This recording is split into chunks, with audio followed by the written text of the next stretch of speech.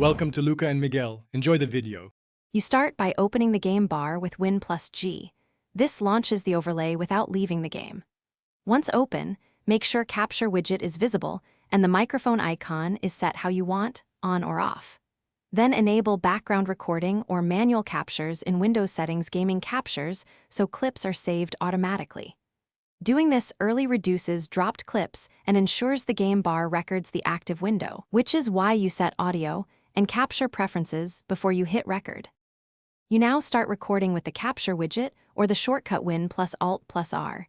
This begins a high-performance clip that minimizes frame drops. Once recording, monitor the Capture widget for elapsed time and toggle the microphone if commentary is needed. If you enabled background recording earlier, press Win plus Alt plus G to save the last recorded segment instantly, handy for one-off highlights. Make sure to adjust game graphics if you see stuttering, because Game Bar uses system resources and lowering settings. You finish by stopping the recording with Win plus Alt plus R. Clips are saved automatically to video's /captures, so you can open them right away. Once done, trim the clip in the Photos app or Xbox Game Bar gallery to remove dead time, then export the MP4 for upload.